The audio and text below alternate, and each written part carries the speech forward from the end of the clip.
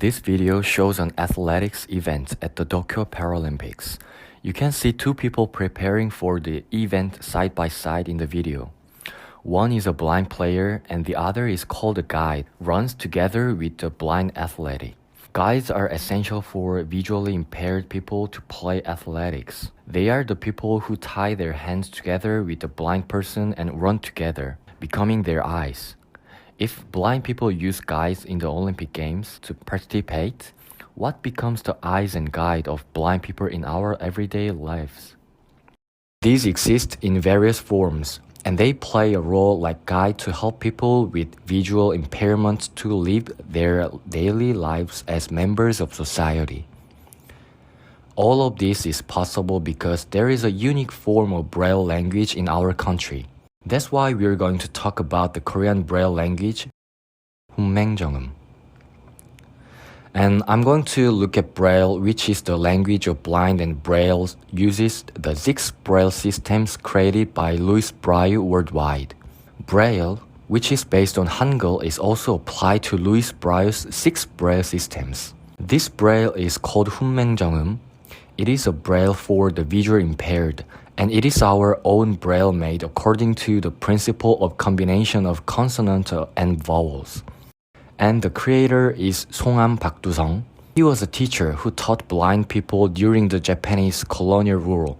Since the use of New York Braille as a Korean Braille was not well suited to our word system, and it was the Japanese colonial period, we started to study Braille with the philosophy that Korean visually impaired people should be able to read the word as our Braille to help students who have experienced double-handed learning of Japanese Braille. In addition, it seems that hunmaeng has a considerable significance in terms of ethnicity and history in that it was created during the period when Hangul was suppressed due to Japanese colonial rule. hunmaeng was invented with a lot of effort in unstable time. Before we learn more about it, it is important to know the basic rules of Braille. Braille consists of 6 dots. Each has a number. 1, 2, 3 on the left, 4, 5, 6 on the right. The word Hansung shows several features of hunmaeng. If we just change each consonant and vowel, then it looks like this: upside and downside. It's uncomfortable to read and write. So we disjoin them and write in a row when we use Korean Braille. In this way, the final consonant is placed next to the vowel. So what we see is consonant, vowel, consonant. Another feature to notice when using Braille is that the final consonant could be confusing. So we mark all dots on point downside, which we can read and write correctly. Last, hunmaeng has many abbreviations and often drops the vowel. For example, Hansung has 6 consonants and vowel, but it only needs 4 letters of Braille. Hello, I'm Hansung Kim, a student at Hansung University. What is the advantages of hunmaeng compared to other Braille language? At first, it has the advantage of being able to use the same as Hangul. Also, it is easy to use because the shapes of the initial consonants and final consonants are distinguished. Is there another advantage? Sure. Compared to other Braille languages, when making a book or writing, the amount is significantly reduced.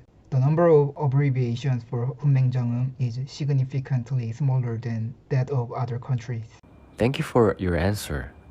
To summarize, hunmaeng is great language that include both of historical and linguistic values. In recognition of this value, it was registered as Korea's first disabled cultural asset in December 2020.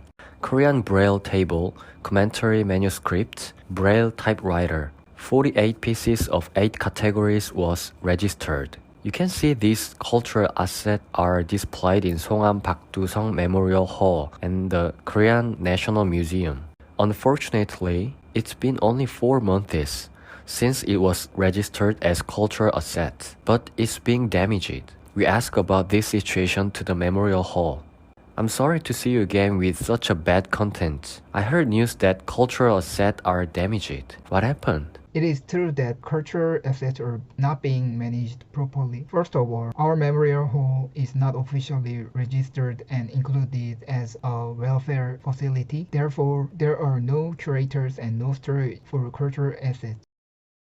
Then, is there any way to make effort to preserve cultural assets? Not really. Our memorial hall is doing our best to preserve cultural assets and continuously consulting with local governments. It is hard right now. Through continuous efforts, we will try to preserve cultural assets in the near future. And please pay attention to many citizens so that we can get these results. Thank you for always working hard for our precious cultural asset despite difficult conditions. We've been so indifferent so far. As the world develops, technologies for the disabled are also developing.